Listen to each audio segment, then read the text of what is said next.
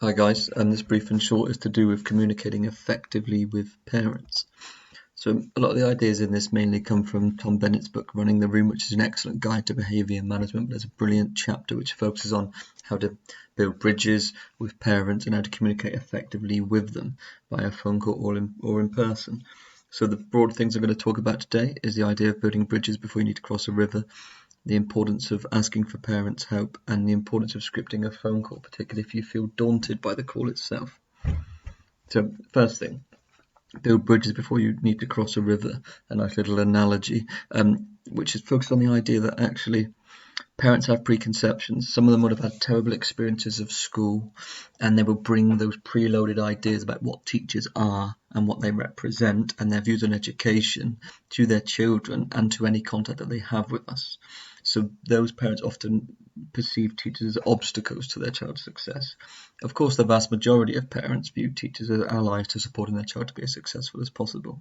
Okay, ways we could begin to change that narrative for those parents who view teachers as obstacles are to call home before you need to, before there's a need because the child or student has done something horribly wrong that needs immediate contact itself. It's good practice to call home before you need to and foster a positive relationship that changes that narrative somewhat.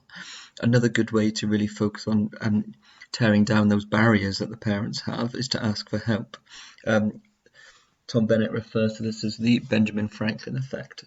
The notion that if you ask for help or if someone perceives to be doing you a favour, then they're more likely to become allies with you as opposed to perceive you as an obstacle anymore.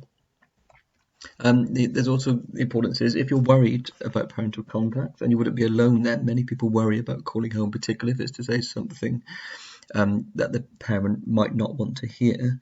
Then scripting a phone call is a good step to making you feel buoyed and confident on what you want to explore. I try and cover those kind of 7 things, which again is taken from the Tom Bennett Running the Room, but I found that it already allied to the types of things I try to say in my communications with parents anyway.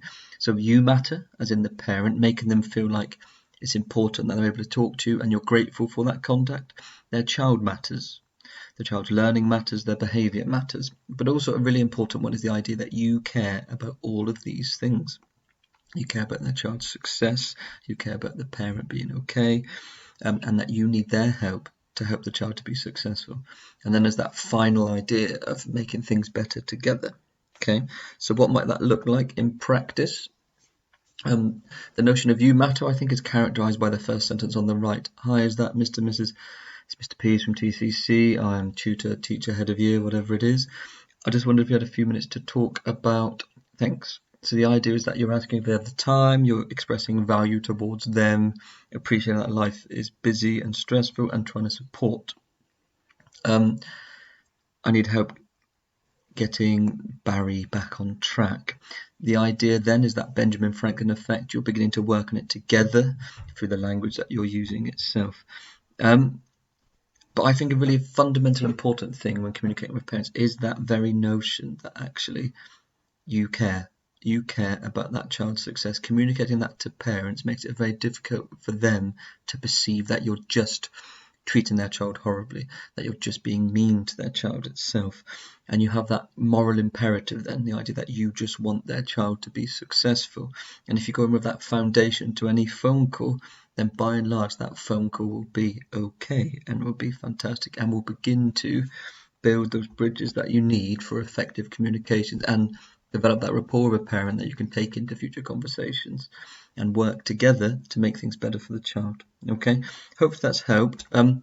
Heads of year have sent out various scripts to help with phone calls during the pandemic itself, but I would genuinely say that these ideas here are good practice for any conversation with any parent at any time. Okay, cheers.